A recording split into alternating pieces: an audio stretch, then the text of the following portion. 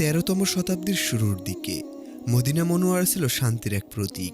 এখানে শুয়ে আছেন মানবজাতির সর্বশ্রেষ্ঠ মহামানব, আমাদের প্রিয় নবী হযরত মুহাম্মদ সাল্লাল্লাহু আলাইহি সাল্লাম।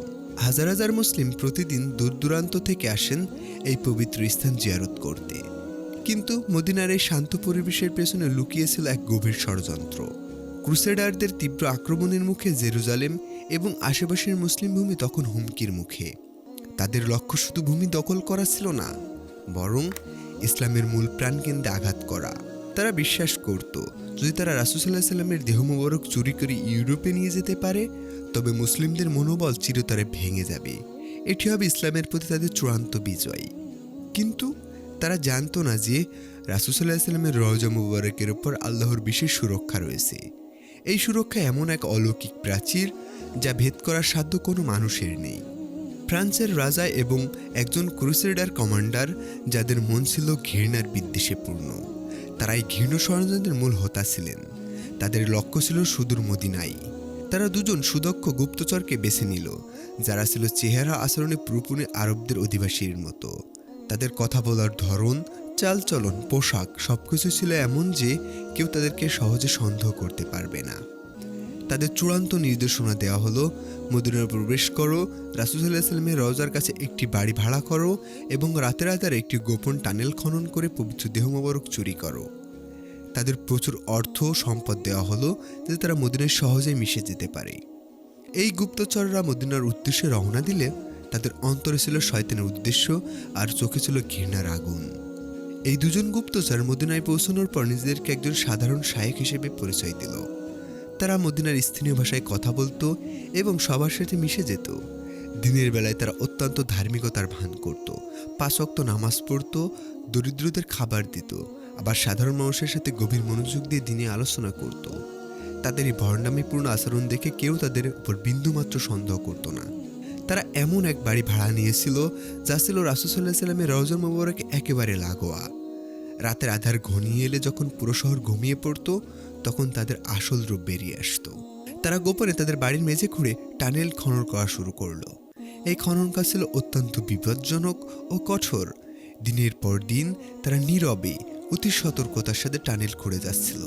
তাদের লক্ষ্য ছিল একটাই, রাসূল সাল্লাল্লাহু আলাইহি সাল্লামের পবিত্র দেহ মোবারকের কাছাকাছি পৌঁছানো। তাদের মনে ছিল ভয়াবহ বৈধতা আর নিষ্ঠুরতা। তারা বিশ্বাস করত তাদের পরিকল্পনা সফল হতে চলেছে। ওই সময় মিশরের সুলতান ছিলেন নুরউদ্দিন জাঙ্কি। তিনি ছিলেন একজন পরাক্রমশালী যোদ্ধা এবং একজন প্রকৃত মুমিন। এক রাতে তিনি গভীর ঘুমে মগ্ন যখন একটি অলৌকিক ঘটনা ঘটল। তিনি স্বপ্নে দেখলেন আমাদের প্রিয় নবী হযরত মুহাম্মদ সাল্লাল্লাহু আলাইহি সাল্লাম তাকে ডাকছেন। রাসূল সাল্লাল্লাহু আলাইহি সাল্লাম দুজন ফ্যাকাশে নীল চেহারার লোকের দিকে ইশারা করে বলছেন, হে নুরউদ্দিন, আমাকে এই দুজনের হাত থেকে বাঁচাও। সুলতান ঘুম থেকে উঠে বসলেন। তার হৃদয় ছিল অজানা আশঙ্কায় পূর্ণ। তিনি মনে করলেন এটি একটি সাধারণ স্বপ্ন, কিন্তু পরের রাতে এবং তার পরের রাতেও তিনি একই স্বপ্ন দেখলেন। দ্বিতীয়বার যখন তিনি একই স্বপ্ন দেখলেন, তখন তিনি নিশ্চিত হলেন যে এটি কোনো সাধারণ স্বপ্ন নয়, বরং আল্লাহর পক্ষ থেকে এক ভয়াবহ সতর্কতা বাণী। তিনি তার বিচক্ষণ মন্ত্রী জামালউদ্দিনকে ডেকে পাঠালেন এবং তার কাছে পুরো ঘটনাটি খুলে বললেন। জামালউদ্দিন বললেন, হে সুলতান, এই স্বপ্ন কোনো সাধারণ স্বপ্ন না, আপনি অবিলম্বে মদিনার উদ্দেশ্যে রওনা হন। সুলতান নুরউদ্দিন জাঙ্কি দেরি করলেন না। তিনি তার সৈন্যদল নিয়ে দ্রুত মদিনার উদ্দেশ্যে পৌঁছালেন। মদিনায় পৌঁছে তিনি ঘোষণা করলেন যে তিনি শহরের সমস্ত মানুষকে আপ্যায়ন করবেন এবং ব্যক্তিগতভাবে তাদেরকে দান করবেন। যখন সবাই সুলতানের দান গ্রহণ করছিল, তখন তিনি লক্ষ্য করলেন দুজন অপরিচিত লোক এক কোণে দাঁড়িয়ে আছে এবং দান গ্রহণ করতে অস্বীকার করছে।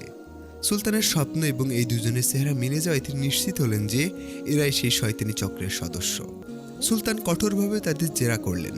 তারা প্রথমে অস্বীকার করলেও যখন তাদের বাড়িতে তল্লাশি করা হলো, তখন টানেলের মুখ উন্মোচিত হলো। রওজা মুবারকের প্রায় কাছেই তারা পৌঁছে গিয়েছিল। তাদের এই ঘৃণ্য অপরাধ সবার সামনে প্রকাশ পেল। সুলতান তাদের চরম শাস্তি দিলেন এবং তাদের মৃত্যুদণ্ড কার্যকর করা হলো। এই ভয়াবহ ঘটনা থেকে শিক্ষা নিয়ে সুলতান নুরউদ্দিন জাঙ্কি একটি যুগান্তকারী পদক্ষেপ নিলেন।